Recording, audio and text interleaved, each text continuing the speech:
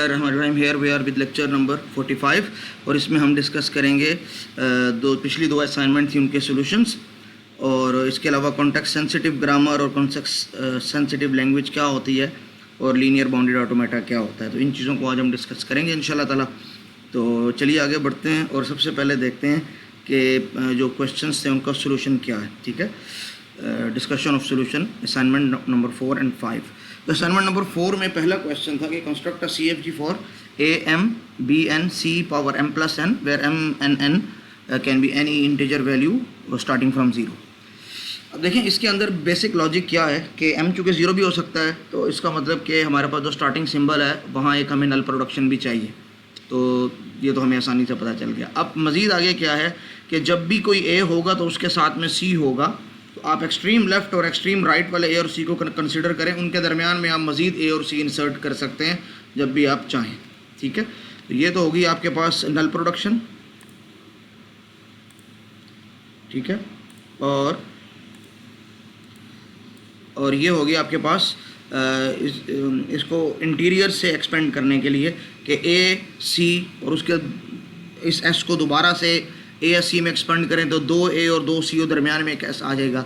अब आपको जब भी B चाहिए तो आप उसको S को इससे चेंज कर दें तो एक B और एक C आ जाएगा। ये X खाली भी हो सकता है और ये मज़ीद भी एक्सपेंड हो सकता है। और ये जो दोनों रिकर्जन है S कॉल्स S और X कॉल्स X, तो इसको हम यहाँ इन दोनों नल प्रोडक्शंस के ज़रिए कंट्रोल कर सकते हैं। तो it was in fact a very easy language to go with. अब आ जाते हैं क्वेश्चन नंबर 2 की तरफ। क्वेश्चन नंबर 2 में था AN BN C power N, और ये हमने बहुत पहले बात कर चुके हैं कि ये इसकी CFG बन ही नहीं सकती क्योंकि ये नॉन कॉन्टेक्स्ट फ्री लैंग्वेज है। ठीक है ना, तो इसकी CFG एग्जिस्ट ही नहीं कर सकती है। ठीक है ना, इसके लिए हमें कॉन्टेक्स्ट सेंसिटिव लैंग्वेज चाहिए।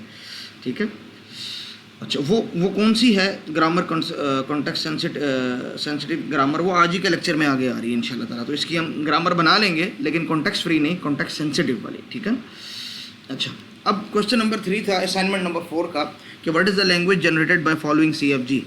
तो यहाँ आपको बिहेवियर देखना पड़ेगा। देखिए ये S है, ये A वाली 3 प्रोडक्शंस हैं, ये B वाली हैं। देखिए जब भी अगर आपने A रीड किया है तो उसके बाद आप B वाली पोर्शन पे जाएंगे। B का मतलब है एक B रीड करना है और उसके बाद दोबारा आप जा सकते हैं, फिर यही प्रोसेस हो रही। तो एक A के साथ एक B रीड किया जाना ज़रूरी है, अल्टरनेट। लेकिन अल्टरनेट के अलावा तीसरा ऑप्शन भी है कि एक A के बाद अगर दूसरा A रीड किया है तो फिर 2 B's हैं, यानी 2 A's हैं तो 2 ही B's हैं फिर। ठीक है, और इसी तरह अगर ये मज़ीद एक्सपेंड होता है 3 A's है तो फिर 3 ही B's हो जाएंगे। और ये तो एक तरफ हो गया। दूसरी तरफ देखें, अगर ये B से स्टार्ट करता है तो इसको एक A रीड करना ज़रूरी है। लेकिन अगर ये तीसरी प्रोडक्शन पे जाता है, एक B के बाद दूसरा B को रीड करता है तो दोबारा तो इसको फिर 2 A रीड करना ज़रूरी है। ठीक है, तो इन शॉर्ट ये जो लैंग्वेज है, the language that this CFG generates is the language equal of all strings that have an equal number of A's and B's in them, and this language begins with AB, then BA, then AA, BA, and then there are infinite number of strings in this language। लेकिन हमें चूँकि maths में हमें पूरी तरह से inclusive exclusive definition पूरी करनी होती है, तो इक्वल नंबर में हमारे पास एम्प्टी स्ट्रिंग भी आ रहा है, तो हम इधर मेंशन करेंगे कि हम इधर एक्सक्लूड कर रहे हैं एम्प्टी स्ट्रिंग को ताकि हमारी डेफिनेशन मुकम्मल हो जाए। ठीक है, अच्छा ये भी आसान सा था, बस लैंग्वेज के बिहेवियर को देख के पता चल जाता है। ठीक है, बाज़ दफ़ा। अब आ जाते हैं क्वेश्चन नंबर 4 की तरफ। Does the following CFG generate the language non null palindrome. अच्छा, पैलिंड्रोम हमारे पास क्या होता है कि जो भी हमारे पास जो स्ट्रिंग है, अगर उसको हम हाफ से देखें, अगर उसकी लेंथ इवन है तो फॉर एग्जांपल लेंथ उसकी 6 है, तो फर्स्ट 3 और लास्ट 3 जो स्ट्रिंग्स होंगे वो इस तरह से होंगे कि फर्स्ट 3 का रिवर्स लास्ट 3 होंगे। यानी A B B है तो उसका रिवर्स B B A, तो स्ट्रिंग बनेगा A B B B B A।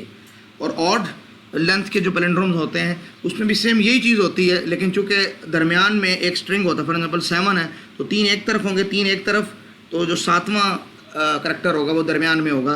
तो that can be any character A B C anything, लेकिन उसके लेफ़्ट और राइट के ऊपर जो है जो स्ट्रिंग है वो एक दूसरे से रिवर्स होने चाहिए। नॉन नल पैलिंड्रोम में हर पैलिंड्रोम शामिल है, चाहे वो इवन लेंथ का हो या ऑड लेंथ का हो, सिवाय एम्प्टी स्ट्रिंग के। अब ये कह रहे हैं कि क्या ये एम्प्टी स्ट्रिंग के अलावा हर पैलिंड्रोम को ये जनरेट कर सकता है। तो अगर हमें एक काउंटर एग्जांपल देनी, इसको कहते हैं प्रूफ बाय एग्जांपल। तो अगर हम सिर्फ एक काउंटर एग्जांपल ऐसी दे दें, एक एग्जांपल ऐसी पेश कर दें कि जो नॉन नल पैलिंड्रोम की लैंग्वेज से बिलोंग भी करता हो लेकिन इससे जनरेट ना हो सकता हो, तो हमारा काम हो जाएगा। ठीक है, हम कहेंगे नो। तो हम देखते हैं कि हमारे पास कोई ऐसी मिसाल मौजूद है। बिल्कुल मिसाल मौजूद है। देखिए ए ये नॉन नल है क्योंकि सारी बात है इसकी लेंथ 2 है, नल स्ट्रिंग की लेंथ 0 होती है। और ये पैलिंड्रोम भी है क्योंकि इसके अगर मिडल में हम एक लकीर खींचें, देखिए इसके राइट और लेफ्ट पे जो है उसका रिवर्स है, तो reverse of A is A, it is in fact a palindrome and it is non null palindrome. लेकिन ये 2 एज जो हैं ये यहाँ से जनरेट नहीं हो सकते क्योंकि ये जो लैंग्वेज है ये ऑड पैलिंड्रोम्स की है, इसमें कोई भी इवन लेंथ का पैलिंड्रोम नहीं आ रहा। तो आप कोई भी इवन लेंथ का palindrome as a counter example पेश कर सकते हैं यहाँ पे। ठीक है, and that is enough to prove that. अब आ जाते हैं असाइनमेंट नंबर 5 की तरफ, जिसमें कुछ बच्चों को ज़्यादा मसला था और उन्हीं के कहने की वजह से मैंने इसको आज के लेक्चर के अंदर इंक्लूड किया, आज के टॉपिक के साथ साथ। प्रॉब्लम्स 16, 17 और 18 बुक के। तो हम देखते हैं कि बुक का क्वेश्चन था क्या। बुक का क्वेश्चन है कि starting with alphabet A B opening and closing parenthesis plus and star operator find a series that generates all regular expressions. अब हमें देखना है कि कोई ऐसी CFG है जो सारी की सारी रेगुलर एक्सप्रेशन को जनरेट करती है कि नहीं। तो असल में इस क्वेश्चन को समझने में बहुत से बच्चों को मसला हुआ और अब भी होगा। तो मैं पहले आपको क्वेश्चन समझा देता हूँ। कहते हैं पहले तो देखें इसकी लैंग्वेज क्या है। CFG that generates all regular expression, इसका मतलब ये एक ऐसी लैंग्वेज है जो एक इनफाइनाइट लैंग्वेज है और उसके वर्ड्स इनफाइनाइट हैं। और वर्ड्स क्या हो सकते हैं, कोई भी पॉसिबल रेगुलर एक्सप्रेशन। आप 1000 बंदे हैं, 1000 बंदा अपनी अपनी रेगुलर एक्सप्रेशन अपनी मर्जी से कोई भी सोच रहा है, वो सब की सब इस CFG से जनरेट हो जानी चाहिए। उसकी डेरिवेशन इसके प्रोडक्शन रूल्स को इस्तेमाल करते हुए हो जाना चाहिए। ठीक है, अब हम ये देखते हैं कि क्या वाकई कोई ऐसी CFG हम बना सकते हैं कि जिसके ज़रिए हम किसी भी रेगुलर एक्सप्रेशन को पार्स करवा सकते हैं कि हाँ ये एक वैलिड रेगुलर एक्सप्रेशन है कि नहीं। तो ये एक छोटी सी कंस्ट्रक्शन है कि हमारे पास स्टार्टिंग सिंबल यहाँ पे मैंने कंसिडर किया है T। ठीक है, और ये एम्प्टी भी हो सकता है और नॉन एम्प्टी भी हो सकता है। ठीक है, तो it can give you S और E मैंने इस्तेमाल किया एम्प्टी के लिए क्योंकि एम्प्टी भी एक रेगुलर एक्सप्रेशन मानी जाती है अगर उसको इंक्लूड कर लें। अगर उसको हम इंक्लूड ना करते तो फिर हम S को स्टार्टिंग सिंबल रख सकते थे। और ये S वाला पोर्शन हमने रखा है इसलिए कि उसके लिए नॉन एम्प्टी स्ट्रिंग्स के लिए, नॉन एम्प्टी रेगुलर एक्सप्रेशंस के लिए। ठीक है, अब वो एक सिंगल एक्सप्रेशन हो सकती है, यानी वो सिंपली A हो सकता है, सिंपली B हो सकता है। ठीक है, वो दो चीज़ों का एडिशन हो सकता है और वो दोनों चीज़ें फिर A और B हो सकती हैं। वो मज़ीद भी एक्सपेंड हो सकती हैं क्योंकि ये रिकर्सिव कॉल्स हैं। ठीक है, और वो दो चीज़ों की कॉन्कैटिनेशन भी हो सकता है। ठीक है, इसके अलावा वो किसी एक A या B का स्टार हो सकता है। और अगर हम पहले S को एक्सपेंड कर लें इसमें और उसके बाद इस S को रिप्लेस कर दें इस होल से, तो हम कोई भी बड़ी एक्सप्रेशन को ब्रैकेट के अंदर रख के, क्योंकि ये S प्लस और मल्टीप्लाई के कम्बिनेशन से कुछ भी बन सकता है, तो हम उसका स्टार ऑपरेशन भी परफॉर्म कर सकते हैं। तो इन शॉर्ट ये आप इस ग्रामर के ज़रिए किसी भी रेगुलर एक्सप्रेशन को पार्स करवा सकते हैं अगर आप इसका पार्सर बना लें इसी के मुताबिक। ठीक है ना, तो रूल्स यही हमारे पास। अब ये लैंग्वेज रेगुलर है कि नहीं ये हमें देखना है, तो उसके लिए हमें पंपिंग लेमा को देखना पड़ेगा। देखें इस लैंग्वेज का कोई भी स्ट्रिंग है ना, फॉर एग्ज़ाम्पल ये है A प्लस B और या कोई भी स्ट्रिंग है। ठीक है, कोई भी बहुत बड़ा सा स्ट्रिंग है जिसके अंदर जिसकी लेंथ M है या जो भी है। अब उसके अंदर हमें पता है कि कोई हिस्सा यानी स्ट्रिंग के हम 3 हिस्से करते हैं X Y Z और उसमें से Y को पंप करते हैं। तो सपोज़ हमने Y की लेंथ कम से कम 1 होनी चाहिए, इसको सपोज़ किया कि ये Y है, तो हम इसको पंप करें तो देखें ओरिजिनल रेगुलर एक्सप्रेशन अगर थी A plus B into A plus B, तो अब पंप हो जाने के बाद ये चीज़ को एक दफ़ा फिर, तो ये पैरेंथेसिस 2 दफ़ा आ जाएंगी, क्योंकि ये चीज़ तो पंप हो गई है। तो अब देखिए ये जो चीज़ है ये एक वैलिड रेगुलर एक्सप्रेशन नहीं है, क्योंकि इसको एक क्लोजिंग भी चाहिए था, तो ये वैलिड रेगुलर एक्सप्रेशन नहीं है, क्योंकि हमारे पास जब भी कोई चीज़ ओपन हो रही है वो क्लोज भी हो रही है साथ साथ, ठीक है ना। तो यही बात है पंपिंग लीमा के ज़रिए। यहाँ मैंने इन शॉर्ट सब सिर्फ बताया है, आप चाहें तो पूरे स्टेप्स को फॉलो कर सकते हैं कि it is a non regular language. और प्रूफ इसका पंपिंग लीमा से कैसे होगा कि we consider y is equal to opening parenthesis और एनीथिंग, कुछ भी आप सपोज कर लें, and pump it, the new string will not be a valid regular expression, जो कि हमने बता दिया, क्योंकि वो इस लैंग्वेज के अंदर नहीं है रेगुलर एक्सप्रेशंस की, ठीक है। तो ये भी एक आसान सा क्वेश्चन था, लेकिन चूँकि कुछ एम्बिग्विटी थी बच्चों के पार्ट पे, बच्चों को इसमें थोड़ी सी अंडरस्टैंडिंग का मसला हो रहा था, तो वो मैंने एक्सप्लेन कर दिया। अब आ जाते हैं क्वेश्चन नंबर 17 की तरफ, जिसके बारे में भी बहुत क्वेश्चन हुए हैं मुझसे। अच्छा, अब कहते हैं कि देखें, किसी लैंग्वेज का रेगुलर फॉर्म में ना होना ये इस बात की दलील नहीं है कि वो लैंग्वेज रेगुलर नहीं है।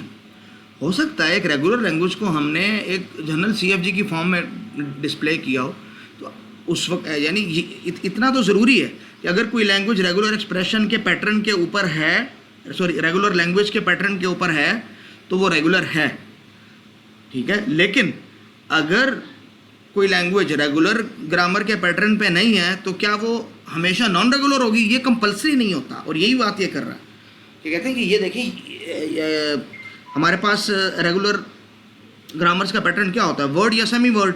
अब देखें ये ना वर्ड है ना सेमी वर्ड है, ये भी ना वर्ड है ना सेमी वर्ड है, ये भी ना वर्ड है ना सेमी वर्ड है, लेकिन हो सकता है कि एट द एंड इनसे जो लैंग्वेज जनरेट हो रही हो वो कोई रेगुलर लैंग्वेज हो। तो अगर वो रेगुलर होगी तो उसको कोई रेगुलर फॉर्म भी बन सकती होगी। तो कहते हैं आप लैंग्वेजेस को पहचानें और फिर इसकी हमें कोई रेगुलर फॉर्म में कोई लैंग्वेज बना के दें, इसमें वर्ड्स और सेमी वर्ड्स इस्तेमाल हो रहे हों और कुछ ना इस्तेमाल हुआ, ठीक है। तो हम कहते हैं हम देख लेते हैं कि इसको हम किस तरह से कर सकते हैं। पहले तो आप लैंग्वेज पहचानें। देखें, S means concatenation of X, Y and Z, and this X can be either A or B or empty or any combination of A and B, और इसको हम A plus B whole star लिखते हैं। तो S अगर हम इसकी regular expression बनाना चाहें तो हम क्या लिखेंगे, A plus B whole star. अच्छा, Y भी बिल्कुल सेम यही चीज़ है, it can be empty, it can be A, it can be B, it can be any combination of A's and B's। तो ये भी A plus B whole star है। और Z हमारे पास क्या है, A Z, और एम्प्टी में it can be empty and it can be any combination of A's, ठीक है। तो इसकी जो रेगुलर एक्सप्रेशन है वो इस तरह से बनेगी, A plus B whole star, A plus B whole star और A स्टार। और मज़े की बात यह है कि इससे जो वर्ड्स बनते हैं, देखें, इससे एक A जनरेट हो सकता है, एक B जनरेट हो सकता है, और किसी भी वक्त अगर हम बाकी दोनों पोर्शंस को ज़ीरो कंसिडर करें क्योंकि वो स्टार है, तो असल में A plus B whole star ही जनरेट हो रहा है, ठीक है। तो ये रेगुलर एक्सप्रेशन सिंप्लीफाई होकर A plus B whole star बन जाती है, क्योंकि दोनों के वर्ड सेम हैं। कोई ऐसा वर्ड नहीं जो लेफ्ट हैंड साइड वाली लैंग्वेज के अंदर हो और राइट हैंड साइड वाली में ना हो, या जो राइट में हो और लेफ्ट में ना हो, ठीक है। एग्जैक्टली सेम लैंग्वेजेस हैं। ये बाकी कुछ चीज़ें कन्फ्यूजन के लिए हैं। ये ऐसे ही है जैसे A plus B whole star के साथ आप एक दफ़ा फिर A plus B whole star लिख दें, तो उसका कोई फ़ायदा नहीं है, रैदर कन्फ्यूजिंग चीज़ है, ठीक है। तो इसी तरह आप उसके साथ एक और B स्टार भी लिख दें, फिर उसके साथ एक और A स्टार भी लिख दें, तो उससे कोई लैंग्वेज पर फ़र्क नहीं पड़ेगा। वो चीज़ें आप खाम में कम्प्लेक्स कर रहे हैं, और क्वेश्चन में भी सिर्फ उसने यही किया है, ठीक है।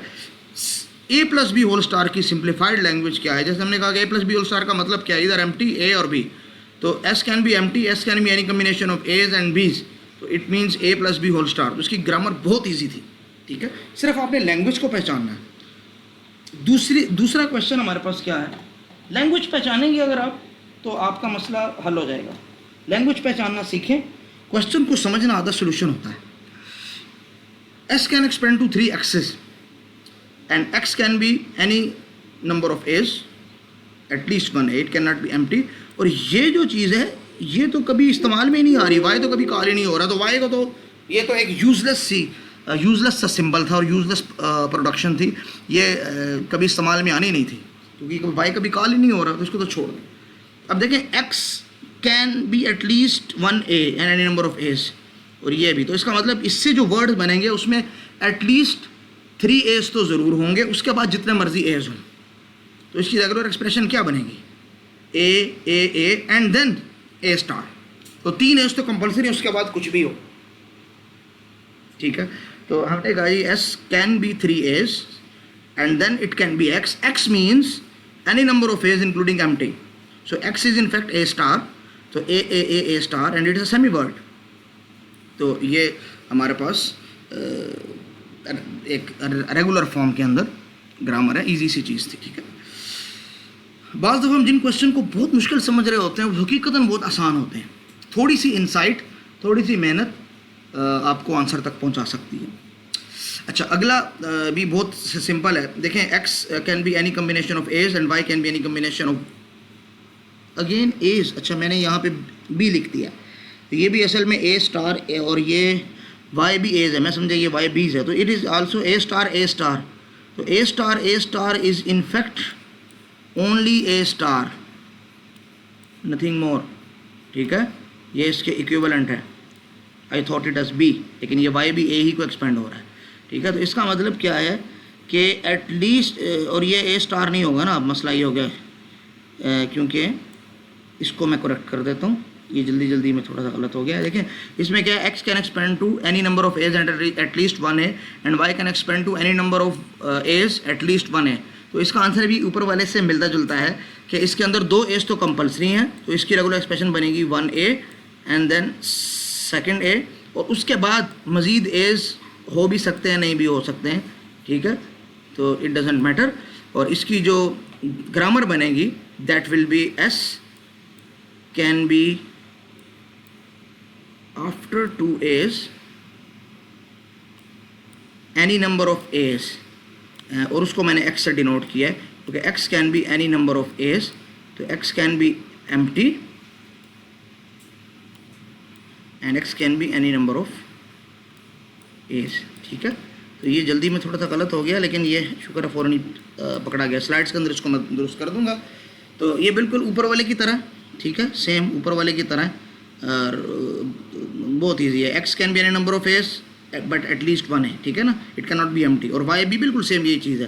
तो ये भी असल में क्या है, ए स्टार, और ये भी ए स्टार है, तो इनको मिलाएंगे अगर तो ये ए स्टार बन जाता है। आई मीन कम से कम 2 ए कंपलसरी है, उसके बाद जितने मर्जी हो हमें उसकी परवाह नहीं है।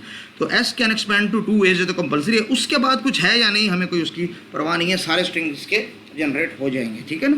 तो ईजी सी चीज़ है बिल्कुल, ठीक है। अब आ जाते हैं 18। Each of the following CFGs has a production using symbol empty, null symbol, and yet null is not a word in this language. Show that there is another CFGs for these languages that do not use this। और एक theorem भी था हमारे पास कि अगर किसी language का पार्ट नहीं है एम्प्टी स्ट्रिंग यानी नल स्ट्रिंग, तो उस लैंग्वेज के अंदर सारे नल प्रोडक्शंस को हम रिमूव कर सकते हैं। और नल प्रोडक्शन को रिमूव करने का मेथड क्या होता है कि देखें, एक्स एक्सपेंड टू नल, इसको हम रिमूव वैसे करेंगे कि जहाँ जहाँ भी राइट साइड पे एक्स है वहाँ एक्स को नल करके देखें क्या बचता है। इधर से देखें सिर्फ ए बचता है, इधर से बी, तो हमें सिर्फ ये 2 रूल्स ही ऐड करने हैं, ए और बी के, नथिंग मोर। बहुत सिंपल से स्टेप्स थे ये। यहाँ भी देख लें कि इस नल को ख़त्म करके जहाँ जहाँ एक्स है राइट साइड पे 2 जगह पे है, तो वहाँ आप देखें अगर इस एक्स को ख़त्म कर दिया, यानी इस एक्स को नल करके हमें बाकी क्या बचता है। यहाँ देखें तो ए बचता है, ए पहले से मौजूद है, कोई इजाफा करने की ज़रूरत नहीं। यहाँ भी एक्स को ख़त्म करें तो ए बचता है, ए पहले से मौजूद है, तो कोई इजाफा नहीं होगा, सिर्फ नल प्रोडक्शन ख़त्म हो जाएगी, नथिंग मोर। तीसरी वाले क्वेश्चन में देख लें, तीसरे क्वेश्चन में कि एक्स कैन बी नल, तो इसका मतलब ये कि ये एक्स अगर नल हो तो इसका मतलब सिर्फ बी रह जाएगा, और ये एक्स नल हो सिर्फ ए रह जाएगा। तो ये 2 प्रोडक्शंस का इजाफा होगा इसमें, जिस तरह पहले वाले में 2 प्रोडक्शंस का इजाफा हुआ था, बस नथिंग मोर। और ये बहुत आसान से स्टेप्स थे, इसको उन्होंने अच्छी खासी प्रैक्टिस की हुई है पहले भी, ठीक है ना। ये तो हो गया हमारा असाइनमेंट का सोल्यूशन। ये 20 मिनट हमारे इस पे ज़ाया हो गए तकरीबन, लेकिन चलो अगर कोई चीज़ समझ में आ जाती है तो ये भी हमने इनफैक्ट कुछ पढ़ा ही है। अब आ जाते हैं कॉन्टेक्स्ट सेंसिटिव ग्रामर की तरफ और कॉन्टेक्स्ट सेंसिटिव लैंग्वेजेस और उनकी प्रॉपर्टीज़ की तरफ, ठीक है। इन शॉर्ट हम इसको डिस्कस करेंगे क्योंकि हम बिल्कुल एंड पे हैं सेमेस्टर के, और सिर्फ 2 लेक्चर्स रह गए हैं आज के लेक्चर के बाद, और उसके अंदर हमने टाइप 0 ग्रामर्स, अनरिस्ट्रिक्टेड ग्रामर यानी ट्यूरिंग मशीन वाले पोर्शन को देखना है, ठीक है, इंपॉर्टेंट पोर्शन है वो। तो ये वाला पोर्शन इतना ज़्यादा इंपॉर्टेंट नहीं है, लेकिन इसकी सिर्फ बेसिक अंडरस्टैंडिंग होनी आपको ज़रूरी है। और ये बहुत ज़्यादा वाइडली इस्तेमाल नहीं होता। उस तरह से आपके लेवल पे कंपाइलर के अंदर जिस तरह से बाकी चीज़ें इस्तेमाल हो रही होती हैं, ठीक है। और बहुत से कंपाइलर्स के अंदर जब आप देखेंगे इंटरनेट के ऊपर भी, तो बहुत सी बुक्स ने सिमेंटिक एनालाइज़र को तो लिखा ही नहीं होता कंपाइलर कंस्ट्रक्शन के अंदर, और ये काम भी वहीं पे आता है, ठीक है। इसके अलावा नेचुरल लैंग्वेज प्रोसेसिंग के अंदर ये चीज़ें, ये लैंग्वेज और ये ग्रामर काम आती है। तो बहरहाल देखते हैं कि इसके अंदर है क्या। A context sensitive grammar is a formal grammar in which left hand sides and right hand sides of any production rules may be surrounded by a context of terminals and non-terminal symbols। देखिए, एक word का meaning उसके context से पता चलता है। जैसे उर्दू में भी हमारे पास अल्फाज होते हैं, जैसे कहते हैं सोना, तो सोना मीन्स गोल्ड एंड सोना मीन्स स्लीप। तो ये कैसे पता चलता है? कॉन्टेक्स्ट से पता चलता है कि उससे पहले और उसके बाद की बात क्या है, ठीक है। कॉन्टेक्स्ट सेंसिटिव ग्रामर के अंदर यह होता है कि आप जब किसी सिंबल को किसी दूसरे सिंबल के साथ बदलना चाह रहे हैं, एक्सपेंड करते हैं, तो आप सिर्फ उसी सिंबल को नहीं देखते कि वो है तो उसे बदल दो। जैसे अभी तक हम करते आए हैं कि एस एक्सपेंड्स टू एम्प्टी, तो अगर जहाँ एक्स है वहाँ उसको एम्प्टी कर दो।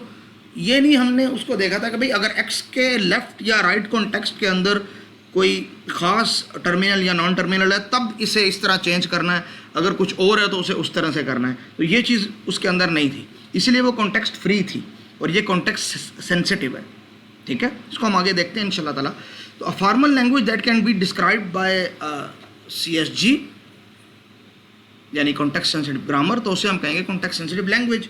तो कॉन्टेक्स्ट सेंसिटिव लैंग्वेज हर वो लैंग्वेज है जिसको हम कॉन्टेक्स्ट सेंसिटिव ग्रामर के ज़रिए डिस्क्राइब कर सकें, ठीक है। It's very simple. इसके और भी कुछ नाम बुक्स के अंदर आते हैं, ठीक है। बाज़ बुक्स ने इनको, बाज़ ऑथर्स ने इनको नॉन कॉन्ट्रैक्टिंग ग्रामर कहा है, बाज़ ने इसको लेंथ इंक्रीजिंग ग्रामर कहा है, बाज़ ने टाइप 1 ग्रामर कहा है। तो टाइप 1 तो हमें पता चॉम्स्की हायरार्की के अंदर है, लेकिन पहले वाले दो नामों के अंदर नॉन कॉन्ट्रैक्टिंग ग्रामर जो है ये ज़्यादा टेक्निकली ज़्यादा साउंड नेम है, ठीक है।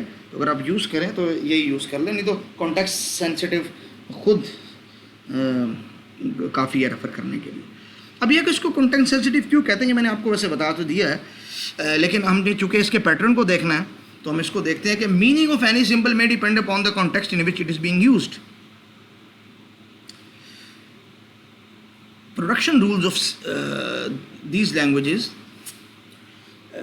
Have a context sensitive pattern, यानी उसमें लेफ्ट और राइट कॉन्टेक्स्ट की बिना पर हम रूल्स लिख रहे होते हैं। और इसको बहुत सी बुक्स ने बहुत से फॉर्मेट्स में लिखा है, उनमें से दो को मैं एक्सप्लेन कर देता हूँ। और दोनों असल में हैं सेम, लेकिन उन्होंने उसको लिखा मुख्तलिफ अंदाज में है। तो शुरू में हो सकता है आप अगर दो अलग अलग सोर्सेज को देख रहे हो तो आप कहेंगे इसमें कुछ और लिखा है, इसमें कुछ और लिखा है, दैट द वेरी सेम, इसमें कोई इतने वरी करने की ज़रूरत नहीं। वो ये दो पैटर्न ये हैं हमारे पास। प्रोडक्शन रूल्स इन दो पैटर्न में से किसी एक पैटर्न पे हो सकता है। पहला पैटर्न ये है हमारे पास कि alpha tends to beta, alpha gives beta, ये पैटर्न हो सकता है। अल्फ़ा क्या हो सकता है हमारे पास, उसकी रेगुलर एक्सप्रेशन यहाँ दी हुई है, और बीटा क्या हो सकता है, उसकी रेगुलर एक्सप्रेशन यहाँ दी हुई है, ठीक है। सिग्मा हमारे पास क्या होता है, it is a character set, यानी अ सेट ऑफ टर्मिनल्स, और वी एन हमारे पास जो है ये सेट ऑफ वेरिएबल्स है, ठीक है। तो कहते हैं कि एक वेरिएबल का होना तो लेफ़्ट साइड पे ज़रूरी है, उसके शुरू में और बाद में लेफ़्ट या राइट कॉन्टेक्स्ट के तौर पे कुछ हो भी सकता है, कुछ नहीं भी हो सकता। ज़रूरी नहीं कि हर प्रोडक्शन के अंदर हम कुछ कॉन्टेक्स्ट की बात करें, कभी कभी हम नहीं करते, ख़ास तौर पे स्टार्टिंग सिंबल में हम नहीं कर रहे होते, ठीक है। तो ऐसा होता है कि ये ज़रूरी नहीं है कि हम स्टार्टिंग सिंबल में कर नहीं सकते, ठीक है। तो एक वेरिएबल का होना तो ज़रूरी है, उसके लेफ़्ट के कॉन्टेक्स्ट में वेरिएबल या टर्मिनल कुछ भी हो सकता है, और उसके राइट के कॉन्टेक्स्ट में भी कुछ भी हो सकता है। हाँ, जो राइट साइड पे है ना, यहाँ कोई भी वेरिएबल, कोई भी टर्मिनल या नॉन टर्मिनल कुछ भी हो सकता है, लेकिन ये एम्प्टी नहीं हो सकता, ये प्लस लिखा है, यानी कम से कम एक तो होगा यहाँ पे, ठीक है। और एक रूल इसमें एक चीज़ और समझिएगा कि length of left hand side must be less than equal to the length of right hand side, ठीक है। फॉर एग्जांपल अगर एरो के लेफ़्ट में जो आपने लिखा है, फॉर एग्जांपल आपने ये लिखा है जी ए एक वेरिएबल है जिसके अगर लेफ़्ट पे ए हो और राइट पे बी हो तो उसको आपने एक्सपेंड करना है किसी फॉर्म में। तो कहते हैं कि यहाँ 3 सिंबल्स हैं, इसकी लेंथ 3 है, तो यहाँ भी कम से कम 3 सिंबल्स होने चाहिए, ठीक है। 4 भी हो सकते हैं, 5 भी हो सकते हैं। फॉर एग्जांपल आप ये कहना चाह रहे हैं कि ये इस कॉन्टेक्स्ट के अंदर ये ए जो है ये 2a से चेंज हो जाए, फॉर एग्जांपल ये, तो जो लेफ्ट हैंड साइड वाले की लेंथ है रूल की वो राइट हैंड साइड वाले से कम या बराबर होनी चाहिए, ठीक है। राइट हैंड साइड वाला जो हमारे पास करैक्टर्स हैं ये कभी कम नहीं होंगे लेफ्ट हैंड साइड वाले करैक्टर से, बस ये एक रूल है, इसको याद रखिएगा, ठीक है। तो इस चीज़ की आपको उम्मीद है अब समझ में आ गई होगी इसका मतलब क्या है, ठीक है। अच्छा, अब यहाँ पे आ गए हम, ये भी सेम वही चीज़ है। इसमें हमने देखें क्या कहा था, एक वेरिएबल होगा, उसके कोई लेफ़्ट कॉन्टेक्स्ट हो सकता है, कोई राइट कॉन्टेक्स्ट हो सकता है। तो यहाँ भी हम ये कह रहे हैं भाई एक वेरिएबल है जिसका कोई लेफ़्ट कॉन्टेक्स्ट हो सकता है अल्फ़ा, जिसका कोई राइट कॉन्टेक्स्ट हो सकता है बीटा। तो अब चूँकि ये 3 है तो इधर भी हमने 3 ही लिखे हैं, ए जिससे चेंज होगा वो ये है स्मॉल गैमा, तो ये 3 है तो ये भी कम से कम 3 है, तो ये a length of alpha is less than, यानी length of the left context is sorry left hand side of the arrow is always less than equal to right hand side of the arrow. ये इसके अंदर पहले से ही मौजूद है तो अलग से मुझे लिखने की ज़रूरत नहीं है। अब देखिए लेफ्ट कॉन्टेक्स्ट क्या हो सकता है, यहाँ पे हमने देखा कि it can be anything from terminals और नॉन टर्मिनल्स, और ये कंपलसरी भी नहीं है, कभी लेफ्ट कॉन्टेक्स्ट होता है कभी नहीं होता। तो it is sigma union V N whole star. तो यहाँ भी यही है, स्टार लगाना भूल गया हूँ मैं, ठीक है। और ए आपको पता है it can be any variable, ठीक है, तो ये कोई भी वेरिएबल है, ठीक है। तो ये अल्फ़ा पार्ट क्या था लेफ्ट पार्ट का, कि लेफ्ट कॉन्टेक्स्ट फिर वेरिएबल फिर राइट कॉन्टेक्स्ट। तो यहाँ पे भी ये देखें ए का मतलब कोई वेरिएबल, अल्फ़ा उसके लेफ्ट पे उसका लेफ्ट कॉन्टेक्स्ट, और लेफ्ट और ये बीटा उसके राइट पे उसका राइट कॉन्टेक्स्ट, और लेफ्ट कॉन्टेक्स्ट और right context sigma union V N whole star यहाँ भी है यहाँ भी है। तो ये सेम चीज़ हमने यही कहा है कि अल्फ़ा और बीटा ये इससे बिलोंग करते हैं, इट्स सेम, ठीक है। और gamma can be anything but at least one symbol, ठीक है, ताकि इसकी length less than equal to ही रहे, ठीक है ना। तो फ्रॉम टर्मिनल और नॉन टर्मिनल, आप चाहें तो इसको आप वेरिएबल से या चाहे तो आप इसको टर्मिनल से बदल दें, इनके कम्बिनेशन से बदल दें, स्मॉल ए कैपिटल ए कर दें या एक या दोनों स्मॉल ए कर दें, ये आपकी मर्ज़ी है, आप इस ए को जिससे मर्ज़ी रिप्लेस कर सकते हैं, ठीक है ना।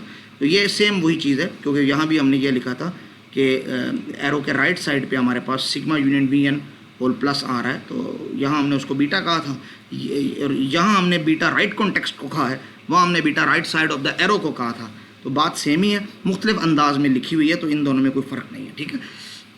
अच्छा, इस चीज़ को मैं एक्सप्लेन कर चुका हूँ कि ये ये जो alpha is less than equal to beta का मतलब क्या है, ठीक है। लेकिन इसका एक यहाँ एक क्वेश्चन आ जाता है, क्वेश्चन ये आता है बच्चों के बहुत सी लैंग्वेजेस हमारे पास ऐसी होती हैं जिनके अंदर null string it is in fact part of the language. जैसे इवन पैलिंड्रोम्स की लैंग्वेज में null string is a part of a language. A star जो लैंग्वेज है उसके अंदर null string is a word. तो अगर ऐसी कोई चीज़ है तो देखें, अगर हम कहते हैं भाई स्टार्ट सिंबल जनरेट करता है नल, तो देखें लेफ्ट साइड पे लेंथ 1 है और null means nothing, it's length is 0, right side पे 0 है, तो 1 इज ग्रेटर देन 0, ये रूल वायलेट हो रहा है।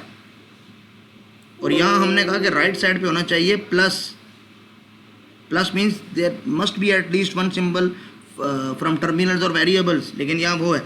तो नल प्रोडक्शंस तो हम अलाउ नहीं कर सकेंगे इसमें, और वाकई ऐसा है कि कॉन्टेक्स्ट सेंसिटिव ग्रामर्स के अंदर हम नल प्रोडक्शंस को अलाउ नहीं करते हैं। लेकिन इस केस के अंदर, एक स्पेशल केस के अंदर, जब नल स्ट्रिंग लैंग्वेज का पार्ट होता है तो हम कहते हैं कि सिर्फ एक नल प्रोडक्शन अलाउ है, और वो भी स्टार्टिंग सिंबल के साथ, और वो स्टार्टिंग सिंबल अब दोबारा किसी भी प्रोडक्शन के राइट हैंड साइड पे नहीं आ सकता, ठीक है।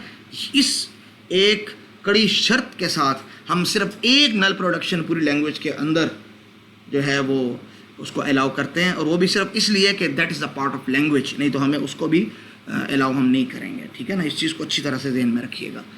अब एक छोटी सी एग्जांपल है आपके सामने, है वो ग्रामर जिसको आप बड़े अरसे से बनाने की कोशिश कर रहे हैं कि AN, BN और CN के लिए आप कोई लैंग्वेज बनाएं, ठीक है। तो एक छोटी सी ग्रामर आपके सामने दी हुई है। यहाँ हमने देखें सिर्फ राइट कॉन्टेक्स्ट यूज़ किया है कि S can be expanded to, यहाँ कोई कॉन्टेक्स्ट नहीं है लेफ्ट और right, A capital B capital S and C, और S can be expanded to only ABC। और बी के दो प्रोडक्शंस रखें, दोनों राइट कॉन्टेक्स्ट वाली, हम लेफ़्ट और लेफ़्ट राइट दोनों का कम्बिनेशन भी यूज़ कर सकते हैं, लेकिन स्टार का मतलब ये होता है कि ये ऑप्शनल है, ठीक है। इसलिए हमने देखें यहाँ कोई यूज़ नहीं किया, यहाँ हमने राइट को यूज़ कर लिए, तो क्वेश्चन की नीड के ऊपर होता है कि बी के राइट में अगर ए है तो इन दोनों की प्लेस आपस में एक्सचेंज कर देनी है, और बी की राइट में अगर स्मॉल बी है तो इस बी को स्मॉल बी से चेंज कर देना है। अब ये देखें कॉन्टेक्स्ट की बिना पर हमने फैसला किया। अब ये जो सिर्फ 4 रूल्स हैं, ये हमारी इस लैंग्वेज को वाकई ये इसके स्ट्रिंग्स इससे डिराइव भी हो रहे हैं कि नहीं हो रहे, हम उसको चेक कर लेते हैं टास्क 1 के ज़रिए। अच्छा, पहले तो कोशिश करें कि ख़ुद से एक ट्राई दें और भरपूर कोशिश करें कि आप इस स्ट्रिंग को A B B B C C इसको खुद से इससे डिराइव कर लें, फिर आप देखिएगा इस रिज़ल्ट के साथ मैच कर लीजिएगा कि आप उसमें कामयाब भी हुए कि नहीं हुए, ठीक है। तो मैं एक्सपेक्ट कर रहा हूँ कि आप लोग खुद से कर रहे हो, क्योंकि अगर आप ये खुद से कर लोगे ना तो बस आगे की टेंशन ख़त्म हो जाएगी, क्योंकि आपको एक बेसिक अंडरस्टैंडिंग उस चीज़ की मिल जाएगी, ठीक है। तो ये देख लेते हैं। देखिए S can be expanded to A B S C, first rule. उसके बाद देखें बी तो एक्सपेंड हो नहीं सकता, क्योंकि बी तब एक्सपेंड होगा जब उसके राइट में ए या बी हो, बी के राइट में ए और बी नहीं है, तो एस सी एक्सपेंड होगा। तो एस को हमने दोबारा से ए बी एस सी में एक्सपेंड कर लिया। हम जितने सीज होंगे उतनी दफ़ा इस रूल को अप्लाई करेंगे, ठीक है। और अब भी हम देखें बी के राइट में ए है, तो अब हम इसको एक्सपेंड कर सकते हैं, इनकी पोजीशन इंटरचेंज कर सकते हैं। तो हमने ए को पहले बी को बाद में कर दिया यहाँ पे, ठीक है। अब देखें इन तीनों में से हमें ए बी ए या बी बी को चेंज कर सकते हैं। बी के बाद अगर ए या बी है तो इन दोनों बीच को तो हम भी छेड़ ही नहीं सकते, सिर्फ एस सी को चेंज करना पड़ेगा। लेकिन चूंकि हमें सिर्फ 3 सी चाहिए, हम अगर पहली वाली प्रोडक्शन दोबारा इस्तेमाल करते हैं तो तीसरे के बाद अगले एस के लिए हमें चौथा सी मिल जाएगा। तो हमें अब पता है कि हमें इस प्रोडक्शन को इस्तेमाल नहीं करना, अभी हमें इस प्रोडक्शन को इस्तेमाल करना है। तो हमने एस को ए बी सी के अंदर चेंज कर लिया। अब हमारे पास बी ए मौजूद है, बी के राइट कॉन्टेक्स्ट में ए, हम उसको ए बी में कन्वर्ट कर सकते हैं, हमने उसको ए बी में कन्वर्ट कर लिया। अब बी के राइट कॉन्टेक्स्ट में ए है, इसको अगर मैं चाहूँ तो ए बी में कन्वर्ट कर सकता हूँ, मैंने इसको ए बी में कन्वर्ट कर दिया। अब बी के राइट कॉन्टेक्स्ट में अगर बी हो तो उस कैपिटल बी को भी हम स्मॉल, वो वाला बी तो वैसे रहेगा, कैपिटल बी को स्मॉल बी से हम चेंज कर देंगे। तो इस कैपिटल बी को हमने यहाँ स्मॉल बी से चेंज किया, बिकॉज बी कैपिटल और फिर small B can be 2 small B's. और आखिर में यही रूल दोबारा हमने यहाँ पे लगाया, तो हमारे पास अपना स्ट्रिंग डिराइव हो गया। तो देखें जो चीज़ हम इतना अर्सा कोशिश करते रहे कि कॉन्टेक्स्ट फ्री ग्रामर के ज़रिए हो जाए, लेकिन चूँकि ये कॉन्टेक्स्ट फ्री लैंग्वेज नहीं थी तो इस वजह से उससे बन भी नहीं सकती थी, और यहाँ कितनी आसानी से बन गई, आसानी से डिराइव भी हो गई, ठीक है। तो उम्मीद है इसकी बेसिक अंडरस्टैंडिंग आपको मिल गई होगी, ठीक है। और इससे कैसे स्ट्रिंग डिराइव होते हैं, लेफ़्ट और राइट कॉन्टेक्स्ट का मतलब क्या है, एक छोटा सा प्रैक्टिस क्वेश्चन है। देखिए मैंने सिर्फ ए बी सी को बदल दिया है 0 1 2 से, बाकी सेम वही चीज़ है, लेकिन एक छोटी सी चेंज भी की है। इस क्वेश्चन के अंदर हम नल स्ट्रिंग डिराइव नहीं कर सकते हैं, क्योंकि n इज़ ग्रेटर देन 0, और यहाँ है n is greater than equal to 0, ठीक है। तो ग्रामर यही है, क्योंकि यहाँ ए बी सी था, A N B N C N, और यहाँ मैंने ए बी सी के बजाय 0 1 2 इस्तेमाल कर रहे हैं। It is in fact the same. असल में जो काम आपको ये करना है कि वो n इज़ इक्वल टू 0 के लिए भी जो पॉसिबिलिटी है ना, मीन्स एम्प्टी स्ट्रिंग भी एक्सेप्ट हो जाए, तो ये आप देखते हैं आप इससे किस तरह जो है इसको डील करते हैं, ये इसको खुद से देख लीजिए, ठीक है। अच्छा, अब हम आ जाते हैं इनकी प्रॉपर्टीज़ की तरफ। प्रॉपर्टीज़ इनकी ये हैं, समझे थ्योरम है कि context sensitive languages are closed under union intersection concatenation Kleene operation and the complementation operation. Means के union of 2 context sensitive languages is also context sensitive language. Intersection of 2 context sensitive languages is also a context sensitive language. Concatenation of 2 context sensitive languages is also context sensitive language. Or clean operation of any context sensitive language also results in a context sensitive language. Or complement of any context sensitive language is also a context sensitive language. तो ये तो हो गई बात। अब grammar की अगर हम लैंग्वेज की बात करें तो यहाँ मुझे जी लिखना चाहिए था। Context sensitive grammar is equal to LB है, यानी जो भी लैंग्वेज के लिए आप कंटेंट सेंसिटिव ग्रामर बना सकते हैं, उसके ज़रिए उसको जनरेट कर सकते हैं, तो उसके स्ट्रिंग्स को एक्सेप्ट करने के लिए आप कोई भी लीनियर बाउंडेड ऑटोमेटा बना सकते हैं। ठीक है, तो linear bounded automata is in fact an acceptor और context sensitive grammar is the generator of this language. ठीक है, तो लैंग्वेज का कोई जनरेटर होता है इन फॉर्म ऑफ ग्रामर, और कोई उसकी ऑटोमेटा या मशीन होती है उसको एक्सेप्ट कराने के लिए उसके स्ट्रिंग्स को, तो दैट इज ऑटोमेटन। तो यहाँ पे वो context sensitive grammar is equal to LBA means every context sensitive grammar can be converted into या has an equivalent linear bounded automata and every linear bounded automata can be expressed in form of a context sensitive grammar. ठीक है, तो ये theorem है जिसको हमने as a property यहाँ पे स्टडी किया। अब इसकी एप्लीकेशंस क्या हैं? देखिए, आप अगले सेमेस्टर में पढ़ने जा रहे हैं इंशाल्लाह ताला कि व्हाट इज़ कंपाइलर कंस्ट्रक्शन। तो कंपाइलर के हमारे पास मुख्तलिफ पार्ट्स होते हैं। एक कंपाइलर का फ्रंट एंड होता है, एक इन द मिडल कुछ काम हो रहा होता है और एक बैक एंड होता है। फ्रंट एंड आपका सोर्स प्रोग्राम लेके उसको मुख्तलिफ करैक्टर्स को स्कैन करता है, उसके फिर वो टोकन बनते हैं, वो पार्सिंग के बाद उसका सिंटैक्स ट्री बनता है, फिर उसके सिमेंटिक्स पे बात होती है। Semantics means the meaning with respect to context. ठीक है, और ये लैंग्वेजेस के अंदर होता है। ठीक है, तो उसके बाद एक इंटरमीडिएट रिप्रेजेंटेशन होती है जिसको ऑप्टिमाइज करके फिर हम इंस्ट्रक्शंस में असेंबली के इंस्ट्रक्शन में कन्वर्ट करते हैं और एट द एंड फिर उसको असेंबलर के ज़रिए मशीन में बदला जाता है। ठीक है, तो that conversion to machine code is in fact part of assembler not of compiler. ठीक है, तो ये उसका है। तो ये हमारे पास एप्लीकेशन कहाँ पे आ रही है? Content sensitive grammar are sometime use in description of programming language semantics, यहाँ पे। ठीक है, बहुत सी बुक्स के अंदर जो डायग्राम्स बनी है उसमें ये सिमेंटिक एनालाइजर होता ही नहीं है। ठीक है ना, और पहले वाले पार्ट को कहते हैं लेक्सिकल एनालाइजर, दूसरे वाले पार्ट को कहते हैं पार्सर या सिंटैक्स एनालाइजर, और तीसरे वाले पार्ट को कहते हैं सिमेंटिक्स एनालाइजर। बहुत सी बुक्स ने इस पोर्शन को नहीं लिखा होता है, तो अगर किसी बुक में आप सिमेंटिक्स एनालाइजर को ना देखें तो कंफ्यूज नहीं होना। ठीक है, अच्छा, अब आ जाते हैं हम लीनियर बाउंडेड ऑटोमेटा की तरफ। हमें पता है कि लीनियर बाउंडेड ऑटोमेटा एक ऐसी मशीन है जो कि कॉन्टेक्स्ट सेंसिटिव ग्रामर्स को एक्सेप्ट कर सकती है, उसके जो उस लैंग्वेज के स्ट्रिंग्स हैं। तो हम देख लेते हैं पहले ये है क्या। अच्छा, इसको पढ़ने से पहले वैसे हमें ट्यूरिंग मशीन पढ़ लेनी चाहिए थी, लेकिन क्योंकि ट्यूरिंग मशीन हमारा आखिरी टॉपिक है तो अच्छा है हम इसको थोड़ा सा ओवरव्यू इधर ही दे दें, ताकि जब हम ट्यूरिंग मशीन पढ़ें तो ट्यूरिंग मशीन आपके लिए कोई अजनबी चीज़ ना हो, हमने उसको फॉर्मली पढ़ना हो बस। ठीक है, a linear bounded automata is a single tape non deterministic Turing machine. ये ट्यूरिंग मशीन ही होती है। ट्यूरिंग मशीन क्या होती है हम बाद में देखेंगे। ठीक है, सिंगल टेप होती है इसमें, नॉन डिटर्मिनिस्टिक इन नेचर, और tape has some bounded finite length. तो ये तीन प्रॉपर्टीज़ हैं इसकी कि जो आपकी इनपुट टेप होती है उसकी फाइनाइट लेंथ है और ये लीनियरली बाउंडेड होता है। अब लीनियर बाउंडेड का मतलब क्या है मैं आपको अगली स्लाइड में समझाता हूँ। और इट इज़ नॉन डिटर्मिनिस्टिक। ठीक है, आपके पास जो भी इनपुट स्ट्रिंग है उसी टेप के ऊपर होगा, और उस टेप में एक्चुअल जो आपके पास स्ट्रिंग है उसके लेफ़्ट और राइट पे मार्कर्स होते हैं। वो मार्कर्स मुख्तलिफ बुक वालों ने मुख्तलिफ डिफ़ाइन किए हैं। बाज़ बुक्स ने इसको लेफ़्ट और राइट स्क्वायर ब्रैकेट से कहा है, बाज़ ने इसको जो है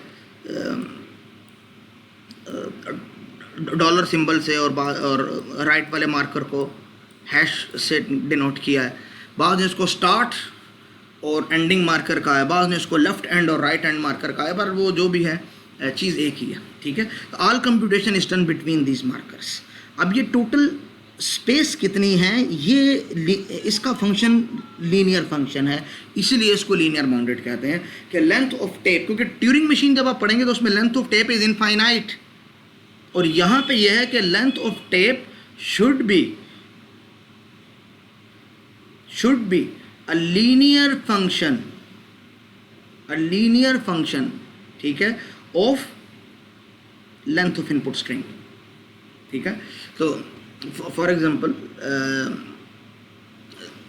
लेंथ ऑफ टेप जो है हमारे पास n है, हमारे पास वर्ड है W, ठीक है, और W की जो लेंथ है हमारे पास वो n है। इसका मतलब it must be a function of a into n plus b, a's and b's are any constant, ठीक है, और n लिख लें या दो बार्स के दरमियान में W लिख लें, सेम है। तो ऑर्डर ऑफ n इसको हम कहते हैं। ऑर्डर ऑफ n का मतलब it's a linear function. Quadratic function वो होता है जिसमें n की वैल्यू 2 होती, a n square plus b n plus c is equal to 0, तो वो हमारे पास जो है क्वाड्रेटिक एक्सप्रेशन होती है, ठीक है। तो अब देखें यहाँ पे टोटल लेंथ इसकी फॉर एग्जांपल n है, तो n मल्टीप्लाई बाय 1 प्लस 2, ठीक है, तो n हमारे पास 5 है, तो 5 multiply by 1 5 plus 2 that is 7, तो टोटल 7 इसके लेंथ होने चाहिए। तो 1 2 3 4 5 और ये लेफ़्ट और राइट मार्कर्स को मिला के 7।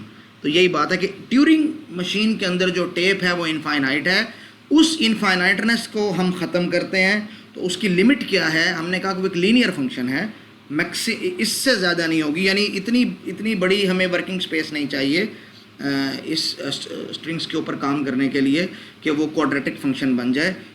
वो लीनियर रेंज के अंदर ही जो हमें जगह मिलेगी उसी के अंदर हम अपना सारा काम कर सकते हैं, इससे ज़्यादा इसका मतलब नहीं है, ठीक है, और इससे ज़्यादा इसको समझने की ज़रूरत भी नहीं है, ठीक है ना, सिंपल सी बात है।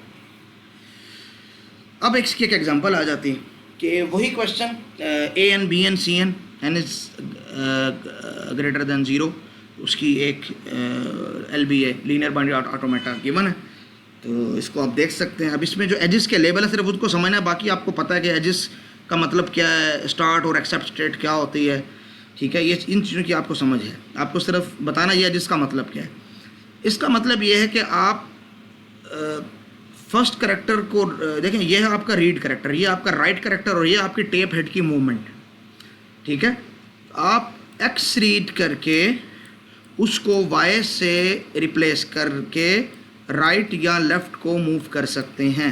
ये असल में वो प्रोग्राम है, वो सब रूटीन है, एक फाइनाइट कंट्रोल मशीन है जिसको हम प्रोग्राम कहते हैं, ठीक है, क्योंकि हमारे जो प्रोग्राम्स हैं ये मशीन के ऊपर अगर इनको हार्ड कोडिंग की जाए तो वो इनफैक्ट क्या होती हैं, वो कुछ स्टेट्स होती हैं जिनको हमने इलेक्ट्रॉनिक्स, हमने पहले कहा था कि हम वो मैथमेटिकल मॉडल पढ़ेंगे जिसको कोई इलेक्ट्रॉनिक्स वाला बंदा इलेक्ट्रॉनिक चिप्स के ऊपर तैयार कर सकता है। तो जो भी असल में सॉफ्टवेयर होता है वो अगर किसी हार्डवेयर हम उसको कन्वर्ट करते हैं तो वो किसी ना किसी सर्किट्स वगैरह की फॉर्म में ही होता है। तो ये असल में एक छोटी सी सब रूटीन है। इसके ऊपर मैं एक क्वेश्चन आपको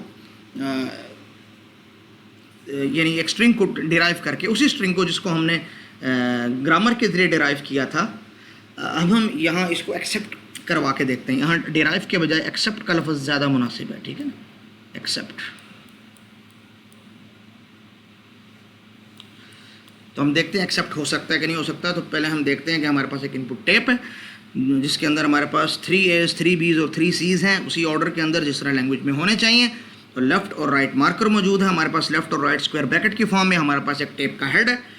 अगर हम स्टार्टिंग स्टेट पे हैं तो हमें लेफ़्ट मार्कर को रीड करना है। अगर कुछ और रीड करेंगे तो हमने डेड एंड स्टेट्स नहीं बनाई है, रिजेक्ट स्टेट्स नहीं बनाई है, खुद ही रिजेक्ट हो जाएगा। जैसे कि हमने PDS के अंदर कहा था कि अब हम नहीं बनाएंगे, तो हम यहाँ भी नहीं बना रहे, ठीक है। तो अगर आप यहाँ पे हैं स्टार्ट स्टेट पे, तो आपको लेफ़्ट मार्कर रीड करना है और उसको आपने उसी से राइट करना है, मीन्स चेंज नहीं करना, और फिर आपको राइट की तरफ मूव करना है। अब जब आप राइट की तरफ मूव करेंगे तो देखें इसकी वर्किंग क्या होगी। 3 पोर्शंस हैं, 3 A's 3 B's 3 C's। पहले हम क्या करेंगे, वर्किंग की थीम समझना फिर समझ आ रहेगी कि पहले वाले A को X से चेंज करेंगे और फिर जाते जाएंगे जब तक कि पहले वाला B आ जाए, फिर पहले वाले B को X से चेंज करेंगे, फिर जाते जाएंगे राइट जब तक C ना आ जाए, फिर C को हम X से चेंज करेंगे, फिर वापस आएंगे और वापस आकर फिर देखेंगे अब पहले वाला A कौन सा है। जो पहले वाला A होगा उसको हम X से चेंज करेंगे, फिर आगे जाएंगे, जो पहले वाला B अब बचा है उसको B से चेंज करेंगे, फिर हम आगे जाएंगे तो पहले वाले C को X से चेंज करेंगे। तो देखें जितने A's उतने B's उतने ही C's, ठीक है, वो हम एक ही गो में उसको कर देते हैं क्रॉस।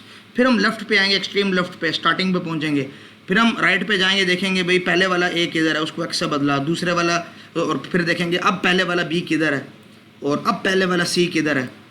एक्सट्रीम लेफ्ट पे आ गए, फिर हम राइट पे जाएंगे, पहले वाला ए ढूंढेंगे या बी ए ढूंढेंगे, अगर नहीं मिलता और हम पहुंच जाते हैं एंड पे, तो इसका मतलब कि जितने एज थे उतने ही बीज थे उतने ही सीज थे, तो अब इसको एक्सेप्ट कर लो। तो ये यही वर्किंग शो कर रहा है। मैं इस स्ट्रिंग को रन करता हूँ तो इंशाल्लाह आपको समझ आ जाएगी इस सिमुलेशन के बाद, ठीक है, इसकी वर्किंग क्या है। तो देखें ए है, तो अगर आप ए पे हैं और एक्स को रीड अगर आप ए पे हैं उसको आप एक्स से चेंज करके राइट की तरफ पॉइंट हेड को मूव करेंगे। अब यहाँ पे क्या है, देखें ये लूप है, जब तक ए है आप ए को रीड करके ए से रिप्लेस करके राइट पे मूव करते जाएं।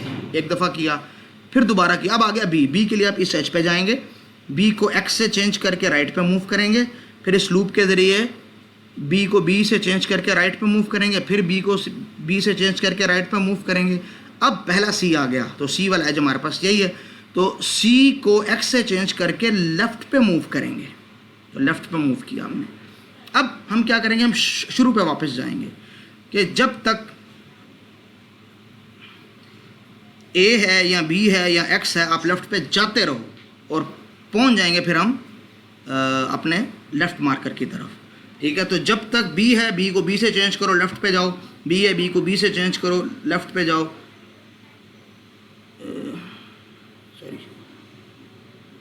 ये, और एक्स को एक्स से चेंज करो,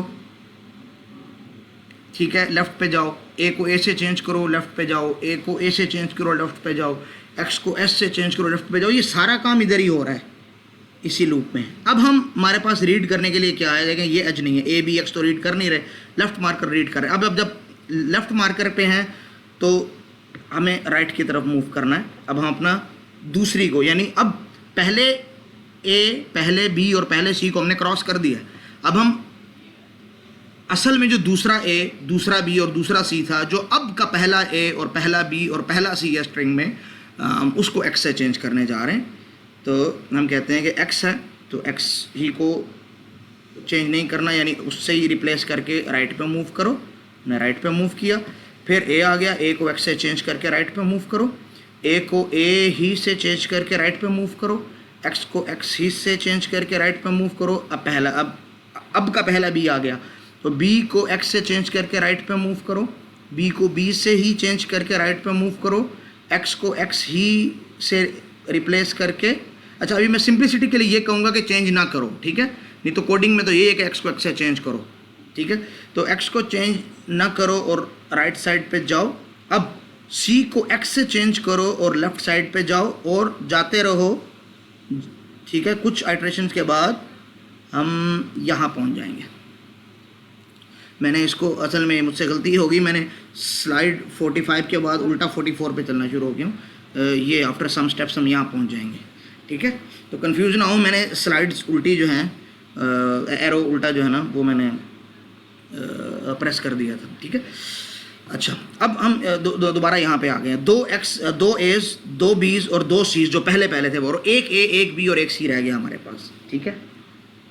तो अब हमने रीड कर रहे हैं लेफ़्ट मार्कर, तो राइट को मूव करना है, ठीक है। जब तक एक्स है देखिए हम राइट ही को मूव करते रहेंगे। जब ए आया तो इसको हमने एक्स से चेंज किया। अब जब तक एक्स है हम राइट को मूव करते रहेंगे। जब बी आएगा तो हम उसको एक्स से चेंज करके फिर राइट पे मूव करेंगे और तब तक मूव करते रहेंगे जब तक एक्स है। जब सी आ जाएगा तो हम उसको एक्स से चेंज करके लेफ़्ट को मूव करेंगे, ठीक है। और अब हम ए, बी या एक्स कुछ भी है, हमने जाना है स्टार्टिंग पे, ठीक है। तो कोई चेंजेस नहीं करेंगे और कुछ स्टेप्स के बाद हम यहाँ पहुँच जाएंगे। अब हम इस जगह पे हैं जहाँ हमें इस एज को रीड करना है, तो लेफ़्ट को लेफ़्ट ही से चेंज करके हम राइट की तरफ मूव करेंगे और तब तक करते जाएंगे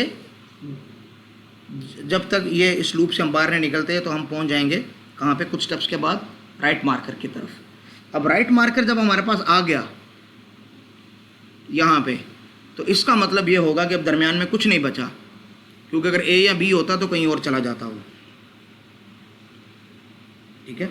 इस वजह से ये यहाँ पे जो है आके एक्सेप्ट हो जाएगा, ठीक है, स्ट्रिंग एक्सेप्ट हो जाएगा। तो ये एक छोटी सी एग्जांपल थी, ठीक है। तो आसान सा है, कुछ भी नहीं। अगर आपको FA आता है तो ये कुछ भी नहीं है, सिर्फ ये है कि एजेस के लेवल बदले ना। तो A को A में चेंज करना या A को B में चेंज करना, ये तो आपको समझ वैसे भी आ गया था। कहाँ पे समझ आ गया था? मूरे मशीन या मीले मशीन में, ठीक है। अब सिर्फ लेफ़्ट राइट को मूव करना है ना, तो ये कोई इतना बड़ा इशू नहीं है। आपको पता है कि आप पहले हम हमेशा राइट में की तरफ मूव करते थे, PDA के अंदर भी ऐसा था, FA के अंदर भी ऐसा था, हम लेफ़्ट को मूव नहीं कर सकते थे। लेकिन ट्यूरिंग मशीन्स के अंदर क्योंकि हम लेफ़्ट को भी मूव कर सकते हैं, और ये ट्यूरिंग मशीन का ही एक वेरिएंट है, ठीक है, लीनियर बाउंडेड ऑटोमेटा। तो उसके लिए इसकी वजह से मशीन की पावर बढ़ जाती है, क्योंकि हम पहले वाले चीज़ों को भी देख सकते हैं कि पहले क्या था, बाद में क्या था, तो हमें कॉन्टेक्स्ट का अच्छे तरीके से पता चल सकता है, ठीक है। स्ट्रिंग एक्सेप्ट हो जाएगा। ये जो ऑटोमेटा है ये AN BN CN को एक्सेप्ट कर रहा है, लेकिन MT को एक्सेप्ट नहीं कर रहा। आपने ये काम करना है कि ABC के बजाय 0 1 2 और इसको MT के लिए भी एक्सेप्ट करवाना है, ठीक है। बाज़ दफ़ा याद रखिएगा क्वेश्चन के अंदर छोटी सी माइनर सी चीज़ जानबूझ के छोड़ी जाती है।